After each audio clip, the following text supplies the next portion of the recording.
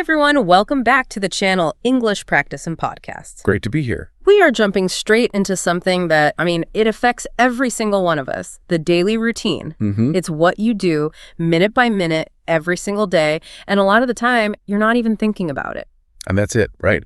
That lack of thought is precisely where the power lies. We've been looking into all this, the sources you shared with us, articles on cognitive psychology, habit formation, time management. Right. To really understand let's call it the architecture of the day. Okay, so our mission in this exploration is to pull out some of the surprising truths here. We want to go beyond the usual, make a to-do list advice. So yeah, that's just scratching the surface. We want to ask this question. Do you control your routine, or is your routine kind of subtly controlling you? And this is a huge question because what the sources show, overwhelmingly, is that how you manage the rhythm of your day. It just fundamentally shifts your mental state, your performance, everything. Absolutely. So we're going to give you more than just a list of things to do.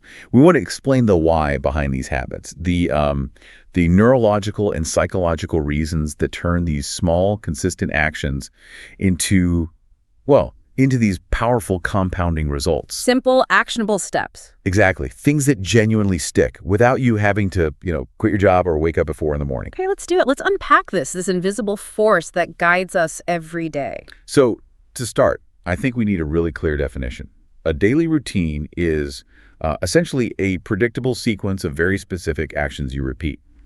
But the key thing, the distinction we really need to make, is that good routines are all about automaticity. Automaticity. They're done without needing a fresh decision or, a big chunk of willpower every single time. Okay, that's a critical point. The difference between a choice and an automatic action. So we're not talking about like choosing a new car. We're talking about the mechanical things that just happen. Exactly. They're almost primal. They're often triggered by something that came just before. Like what? Give me some examples. Well, the obvious ones.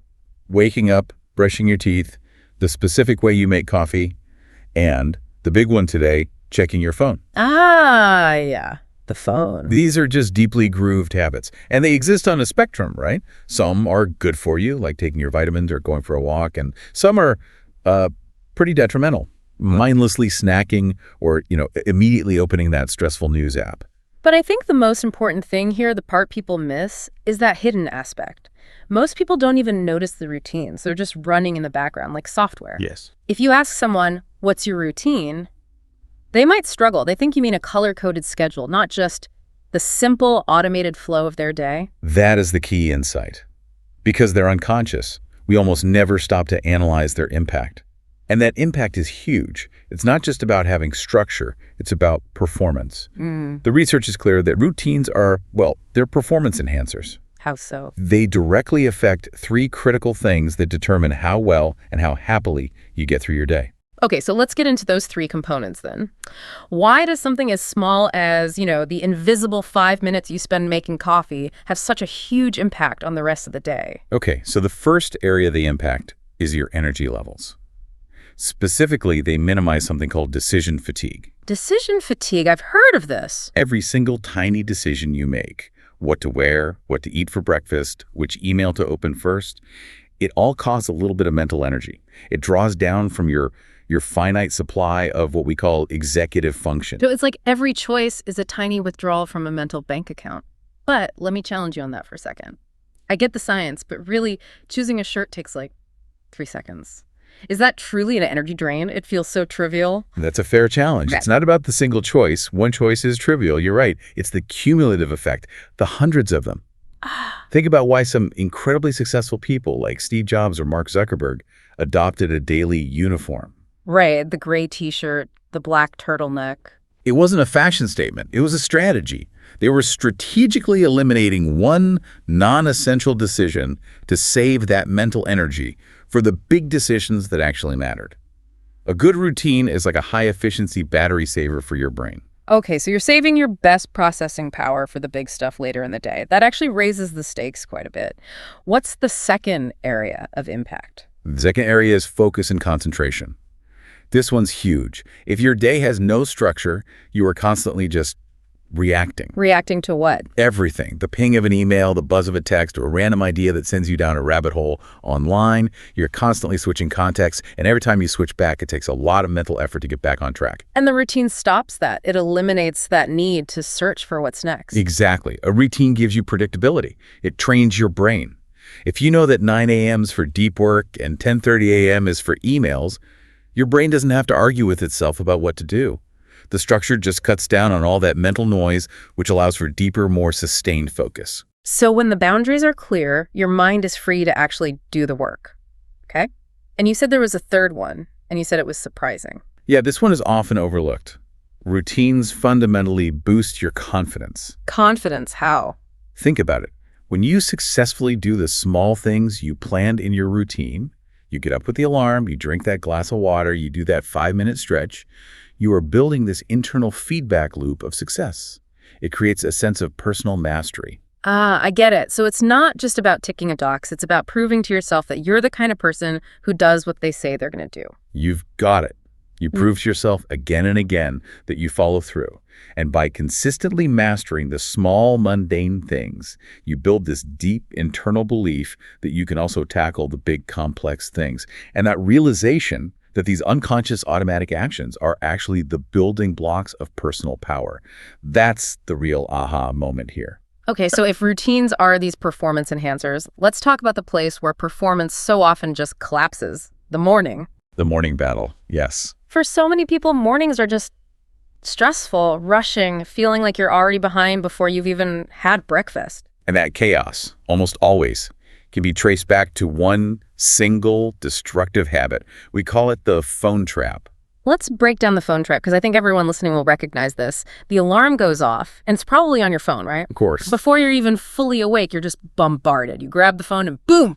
Social media, breaking news, a flood of emails. The result is immediate mental exhaustion. Before your body has even left the bed, your brain is already overloaded with other people's problems and priorities. And this is profoundly unhealthy, both physiologically and psychologically. Okay, let's get into the why of that, the neurochemistry. Why does looking at a screen first thing in the morning just spike our stress hormones? There are two main things happening. First, the psychological shift. You immediately put yourself in a reactive state. A reactive state. Yes. You're starting your day by processing things other people created. A friend's drama, your boss's urgent email, a crisis in the news. You didn't initiate any of it, but now you're forced to deal with it. You basically give away your power for the day right at the starting line. So you're descending instead of attacking. You're responding instead of acting. And the second reason is neurobiological. Your cortisol levels, that's your main stress hormone, they naturally spike a bit in the morning. It's called the cortisol awakening response, which is evolution's way of getting you ready to face the day. Okay. But when you immediately throw in the rapid-fire, novel information from a social media feed or the news, your brain treats it like a threat. It's essential survival information. So you get another unnecessary cortisol spike on top of the natural one, plus all these little dopamine hits. So you're basically hitting your brain's panic button before you've even had a chance to wake up properly. And that stress just hangs around all day. Exactly. You've gone from 0 to 100 in seconds, creating this baseline of anxiety that you then carry with you. So we know the problem. What's the fix? I think a lot of people hear morning routine and they imagine this complicated 2-hour thing with meditation and journaling, and it's just overwhelming. It doesn't have to be. The key is small, incremental habits. The goal is to make it so easy to start that you can't say no. Okay, so let's list some of those. Specific small habits that can make a real difference in that first hour. Start with the absolute minimum, the physical reset first. Just wake up 10 minutes earlier. That's it. That tiny window can be the difference between chaos and calm. It just gives you some breathing room. What do you do with that 10 minutes? Get out of bed and do something simple like stretching your body. And that's not just about feeling less stiff, right? The science shows that light movement actually helps clear out metabolic waste that builds up while you sleep. It gently wakes up your nervous system instead of shocking it. That's a phenomenal point. And speaking of physical things, hydration. You've gone maybe 8 hours without water. Your body and brain are dehydrated. So drinking a full glass of water right away helps kickstart your metabolism and improves cognitive function almost instantly. It's such a simple physical cue to your body that the day has started. It really is. And then beyond the physical, you can add a simple mental habit. For some people, that's just a few minutes of meditation, maybe even 3 minutes of focusing on your breath. For others, it's more proactive, writing down your 3 most important tasks for the day, setting your own agenda before the world sets it for you. All of these tiny actions, they have one thing in common, which brings us back to the most important rule for the morning. The critical rule. Which is, don't let your phone control the first hour of your day. But, wait, let me push back on this. A lot of people use their phone as their only alarm, or maybe their job requires them to check messages early because of different time zones. This no phone rule sounds nice, but it feels impractical for many. It's a valid constraint, and we have to work with it. The goal isn't necessarily 0 phone interaction, it's 0 reactive interaction. What's the difference? If you need it as an alarm, fine. But buy a cheap, dedicated alarm clock and put your phone in another room, or at least across the room, on airplane mode, you're just introducing a little bit of physical friction. You have to get out of bed to turn it off. And that little bit of effort forces you to do one of those other good habits, like stretching or getting water, before you can get sucked into the screen. Exactly. And if you absolutely must check work emails, do it with intention. Keep it on airplane mode, open only the email app, see what's urgent, and then put the phone down for the next 30 minutes. You are in control. You're initiating the action, not letting notifications control you. It's about claiming that first hour for yourself. Okay, so the morning routine sets the launch sequence. But the workday routine, that determines if you actually reach orbit or just, burn up on reentry. Chuckles. That's a good way to put it. And this applies to everyone. We think of this as an office worker thing, but the principles of predictability, of intentional breaks, they matter if you're driving a truck, working on a construction site, or from your kitchen table. It's universal. I think this is where people get confused between being busy and being productive. They're exhausted at the end of the day because they're constantly doing something, but they didn't actually move forward on their most important work. That's the core problem. The lack of structure means you default to what's called shallow work. Shallow work? Yeah, the easy stuff. Clearing your inbox, organizing files, attending meetings you don't need to be in. These tasks give you the illusion of productivity. And it all starts by sitting down and just opening your email, right? Just inviting the whole world to set your agenda for the day. Constant distractions, fragmented focus. So we need a solution stack, a set of healthy habits that replace that chaos with predictable structure. Okay, what's in the stack? The first thing has to be intentionality. Planning your tasks. And I mean being specific. Don't just say, work on the report. Say, I will write the introduction and outline the first 2 sections of the report between 9 and 10 a.m. So you're defining the output, not just the activity. The second component acknowledges a biological fact. Your brain can't maintain peak focus for hours on end. So you have to take short, intentional breaks. This is not being lazy. It's essential cognitive maintenance. A 5-minute walk is an investment in the quality of the next hour of work. Right. And the third component, especially for anyone at a desk, is to move your body. Stand up, stretch, walk around on a phone call. Physical stillness actually slows down your circulation, which means less oxygen to your brain. It literally makes you feel foggy. Movement is brain food. It's that simple. So to make this really tangible, let's talk about one of the most effective research-backed techniques for this, the Pomodoro technique. Ah, yes, the Pomodoro, named after a tomato-shaped kitchen timer. It's brilliant in its simplicity. It forces focus through these predictable, time-boxed chunks. The structure is what? 25 minutes of work and then a short break? Yes. 25 minutes of intense, focused, uninterrupted work, followed by a 5-minute break. After you do 4 of those cycles, you take a longer break, like 15 or 20 minutes. I think what's so smart about this is how it beats procrastination. If you have to write a huge report, the idea of sitting down for 3 hours is terrifying. But anyone can commit to just one 25-minute session. It manages your expectations perfectly. The timer becomes a promise. You only have to work hard for this short period, and then you get a guaranteed reward. And it helps you manage distractions. When an email pops up, you can tell yourself, I'll deal with that in 12 minutes on my break.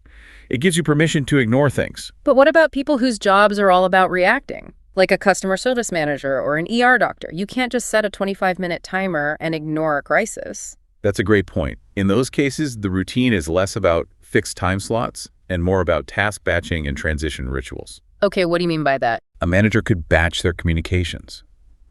So, 9 a.m. is for team check-ins, 11 a.m. is for handling urgent tickets, 2 p.m. is for deep work on a report. You're grouping similar tasks together to minimize the mental friction of switching. So even for, say, a truck driver, the routine isn't just drive. It's the predictable ritual of checking the truck, planning the first leg of the route, having their audio ready to go, all before they even turn the key. Exactly. It's about creating pockets of predictability in a variable day.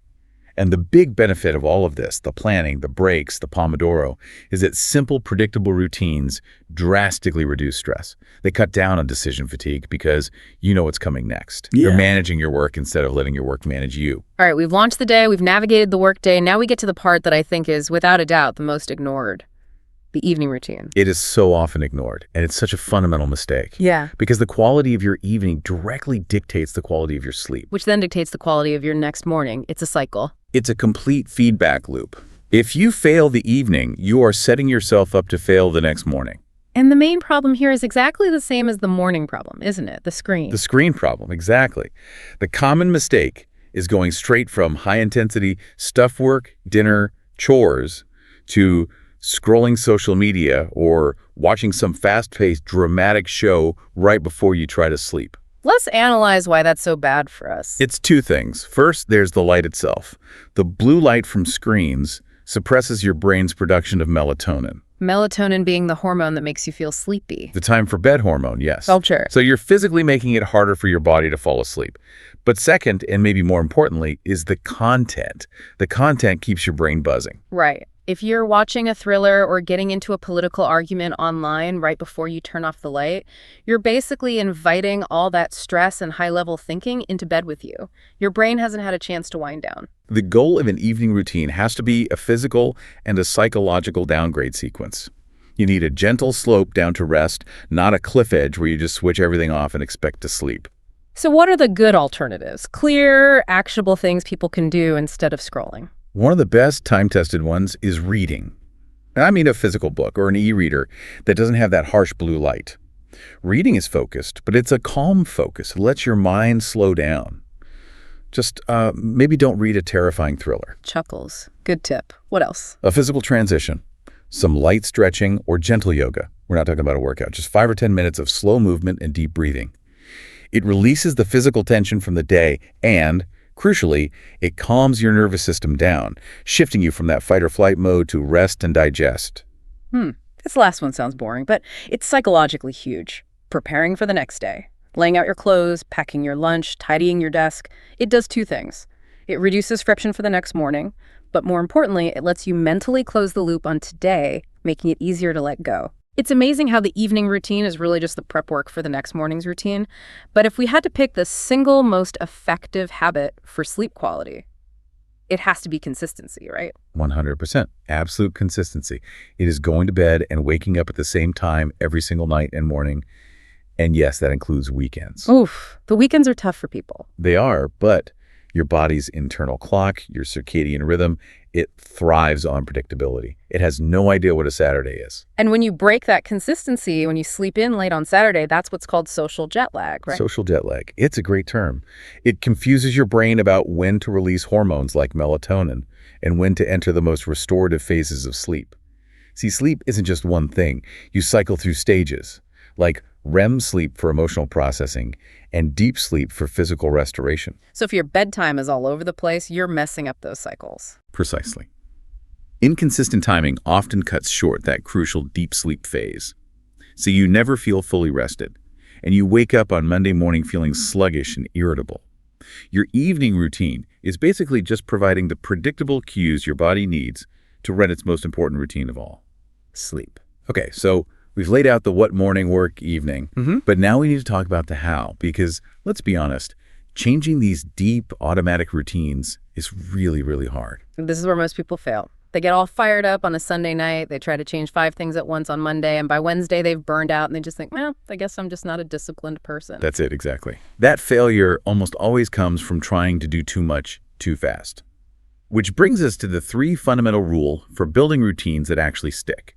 Okay, rule number 1. Rule 1, start small. I can't overstate this. The mistake is trying to start with an hour of exercise.